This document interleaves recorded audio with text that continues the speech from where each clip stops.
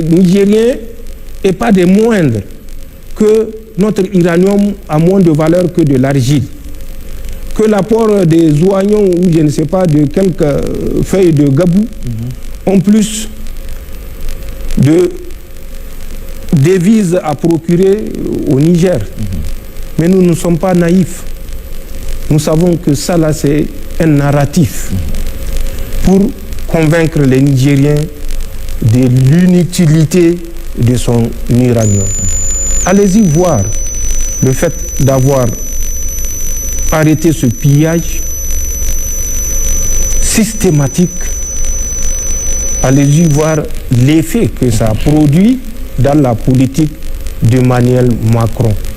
Et je le comprends en partie. Et c'est pourquoi je compatis à ce qu'il endure. Mais il aurait été plus sage d'accepter que l'uranium, depuis le 26 juillet 2023, est la propriété du Niger. Et que l'uranium est définitivement la propriété des Nigériens. Un partenaire sérieux qui ne méconnaît pas, qui ne vient pas avec l'esprit de pillage qui les a toujours guidés, qui ne vient pas avec l'esprit hautain, condescendant, mesquin vers nous, négocier, que ce partenaire comprenne que nous sommes disposés, tant que ce n'est pas ces qualificatifs, ces critères qui le guident. Donc, nous nous approprions nos ressources. Nous remercions et félicitons les employés de la Somaïr, puisque la Cominac a été assassinée par les mêmes Français quand ils ont pensé que l'uranium n'a plus d'apport économique suffisant, où ils avaient choisi de ne pas investir pour réhabiliter les galeries de la Cominac. Ils l'ont purement et simplement abandonné, malgré le fait que les actionnaires qui sont d'autres nationalités aient versé l'intégralité des fonds destinés à la réhabilitation du site. Malgré ce fait, les Français ont refusé de continuer la réhabilitation du site pour nous laisser plus de 600 km de galeries en train de contaminer notre nappe phréatique. Et c'est à nous que je vois certaines organisations mettre en garde. C'est à nous que je vois certaines organisations donner un avertissement pour vous dire le degré d'immoralité qui conduit les affaires internationales aujourd'hui. Donc, que les Nigériens comprennent qu'on ne vit pas dans l'opulence, mais le combat que nous menons est justement celui de permettre aux Nigériens de vivre dans l'opulence. Actuellement, ce qui est des préoccupations alimentaires, je crois que nous avons tourné le dos et nous avons définitivement tourné le dos. Il faut que les Nigériens comprennent que d'autres Nigériens se sacrifient pour qu'on atteigne ces objectifs. C'est le cas des forces de défense et de sécurité, c'est le cas des employés, comme je l'ai dit, de la Somaïr, qui produisent cet uranium, et c'est le cas des Nigériens conscients, résilients, qui savent que le combat ne fait que commencer. Le combat est au début, parce que les défis sont énormes. Ceux qui pensent que ce qu'on n'a pas pu obtenir avec ou à travers le dialogue, c'est à travers un chapelet de grève qu'ils peuvent l'obtenir, c'est leur jugement. Mais ce n'est pas un jugement que je partage et ce n'est pas un jugement que les Nigériens partagent. Quand nous étions arrivés au niveau de l'éducation et de l'enseignement supérieur, nous avions trouvé des arriérés de 2021, 2022 et 2023. Au niveau de l'éducation, les contractuels de l'éducation ou de la santé, nous avions trouvé des arriérés de 8 mois. Nous étions soumis à un embargo sauvage. où nos propres fonds ont été irrégulièrement et illégalement confisqués parce qu'il y a des laquais prêts à répercuter les ordres du Seigneur Macron. Nous avons malgré tout été imaginatifs. Nous avions déterminé, pris des décisions pour que tout développement se fasse à travers nos ressources endogènes, puisque les ressources exogènes ne sont plus ou n'étaient plus à notre portée.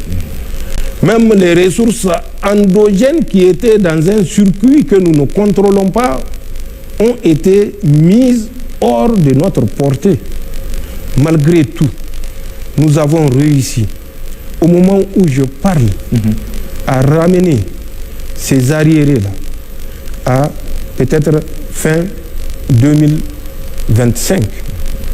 Que ce soit les étudiants, je le comprends, qui ont besoin de bourses pour survivre, que ce soit les enseignants, qui ont également des familles à charge, mais qu'ils disent et qu'ils comprennent.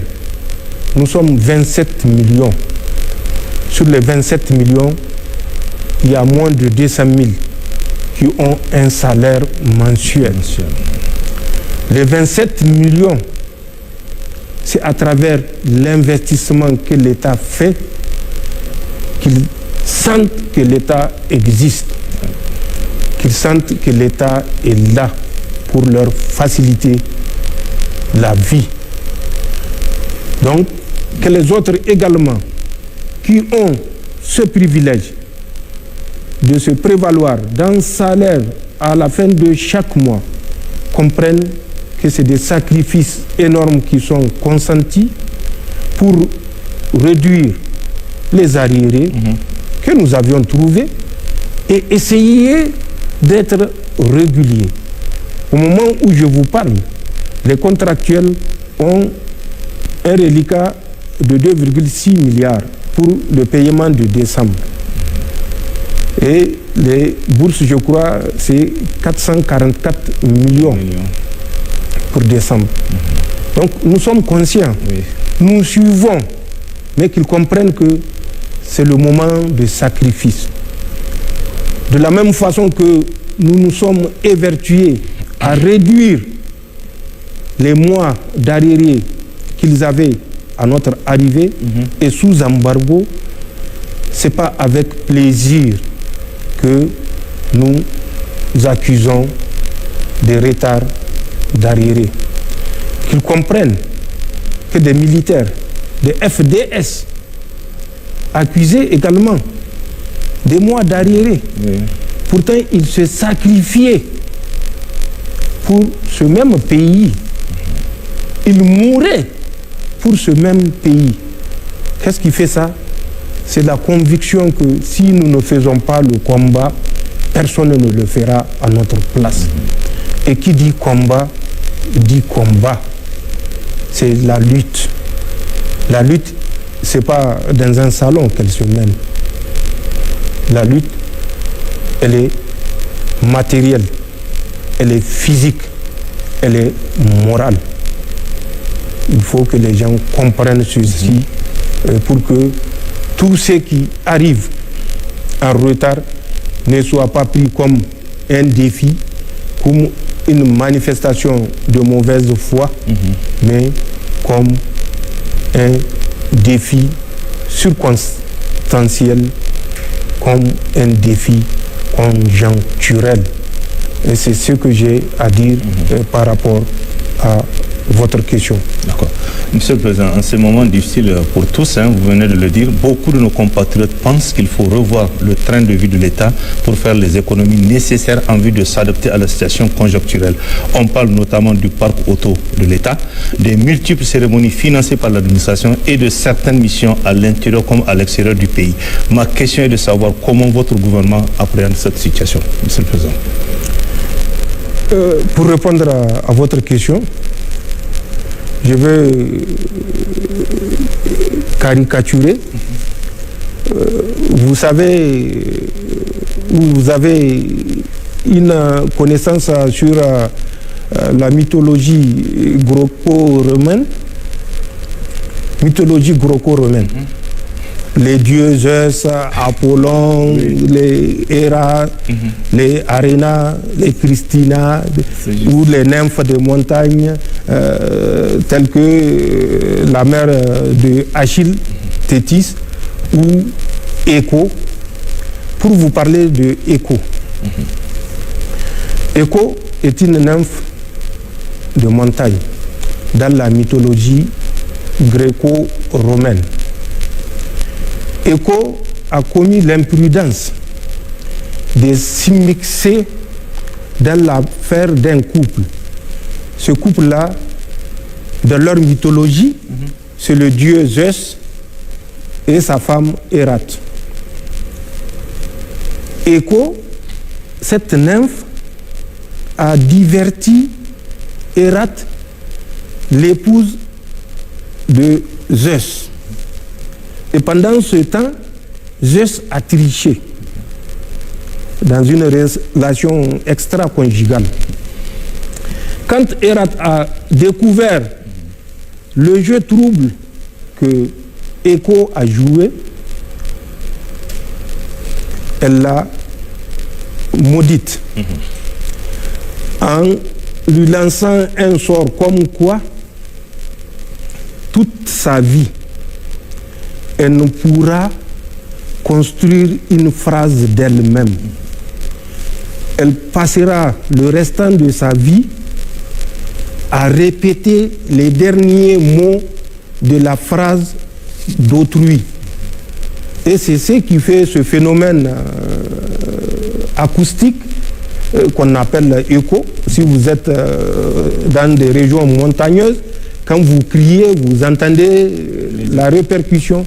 C'est ça le sort de Écho.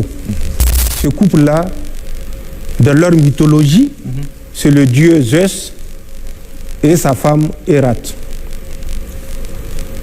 Écho, cette nymphe, a diverti Hérate, l'épouse de Zeus. Et pendant ce temps, Zeus a triché dans une relation extra-conjugale. Quand Hérate a découvert le jeu trouble que Écho a joué, elle l'a maudite en lui lançant un sort comme quoi toute sa vie elle ne pourra construire une phrase d'elle-même. Elle passera le restant de sa vie à répéter les derniers mots de la phrase d'autrui. Et c'est ce qui fait ce phénomène acoustique qu'on appelle écho. Si vous êtes dans des régions montagneuses, quand vous criez, vous entendez la répercussion. C'est ça le sort de écho. Écho ne fait que répéter ce que les autres disent. Et même répéter, ce n'est pas l'intégralité, c'est les derniers mots de ce que les autres disent. Suivez ce que je vais dire. Vous parlez de train de vie. Est-ce que nous avons un train de vie? Face à tous nos défis, face à tous les engagements, est-ce que nous avons un train de vie? Nous avons un train de survie. Et c'est ça que je veux que les Nigériens comprennent. Nous n'avons pas de train de vie. Si les gens sont habitués à répéter, mais il faut répéter intelligemment et non répéter comme écho. Depuis que nous sommes arrivés, quelles sont les premières mesures que nous avions prises? D'abord, le Conseil national pour la sauvegarde de la patrie Les Nigériens peuvent approcher le SG du ministère des Finances que nous avions trouvé. Le premier jour où nous l'avions reçu, il nous a rappelé sur les indemnités qui sont dévolues en pareille circonstance de son salaire et de ses indemnités en fonction de ses responsabilités initiales. Parce que nous étions tous, chacun, à un poste de responsabilité. Depuis que nous étions arrivés, dites-moi, une seule commande, vous avez parlé du parc automobile. Dites-moi une seule commande de parc automobile, si ce n'est qu'au profit des forces de défense et de sécurité. Nous savions que ce n'était pas la pratique. Les régimes qui se sont succédés commandaient annuellement des centaines de véhicules. Je dis annuellement, des centaines de véhicules. Qu'on nous dise les centaines de véhicules que nous avons commandés pour l'administration ou toute autre structure en dehors, comme je l'ai dit, des forces de défense et de sécurité. Mieux, nous avions instruit que tous les contrats de louage soient suspendus, annulés même. Nous avons instruit pour que tous les conseillers, près de 7000 conseillers, vous prenez de la présidence, la primature, l'assemblée de l'époque, c'est près de 7000 conseillers et à la charge des ressources nationales. Nous avions suspendu. À l'état actuel, vous mettez tous nos conseillers, on ne fait pas 200. Là où nous avons annulé 7000. Les différents directeurs, allez-y vous renseigner. Nous avions trouvé des directeurs généraux avec des salaires de 6, 7, 9 millions par mois de francs CFA. J'ai pris une ordonnance pour que ça soit revu au strict minimum. Celui qui peut servir son pays, le serve. Celui qui pense qu'il ne peut pas servir le pays avec ce montant, il y a des milliers de Nigériens aptes à occuper sa place. Mieux, pour ne pas aller loin, en 2022, la présidence de la République avait un budget de 220 et quelques milliards de francs CFA. Allez-y comparer avec les budgets de la présidence de ces 3 dernières années. Nous sommes actuellement, ou je dirais des 2 dernières années, puisque 2023, c'est une loi budgétaire que nous avions déjà trouvée. Donc 2024, 2025, et maintenant nous sommes en février 2026 avec la loi budgétaire donc de 2026. Donc, allez-y vérifier. Nous sommes à 60 milliards de francs CFA pour le budget de la présidence de la République du Niger. Un budget qui était, rien qu'en 2022, 224 milliards de francs CFA, qui était de 164 milliards de francs CFA en 2023. Comme je l'ai dit, c'est une loi que nous avions trouvée et qui était descendue à environ 90 milliards en 2025 pour encore continuer à descendre à 60 milliards de francs CFA en 2026. Nous sommes conscients de ce que nous faisons et que les échos qui pullulent arrêtent de se conduire en écho. La loi des finances, elle est disponible. Allez-y voir et réservez à l'éducation nationale. Même pas l'éducation nationale. Ensuite, des prévisions budgétaires. Le ministère de l'Éducation nationale et le ministère de la Défense font 4 fois, virgule, le budget de la présidence de la République. Allez-y voir, avant notre arrivée, quel était le rapport entre la présidence et ces différents ministères. Donc, que les gens cessent de répéter sans vérifier. D'ailleurs, malheureusement, on a des champions dans ce domaine, parce que même la loi de finances, avant qu'elle ne sorte, j'ai vu des points de presse conduits par des experts internationaux dont on ne voit le fait ou le produit de l'expertise qu'à travers les causeries des FADA ou la médisance. Oui.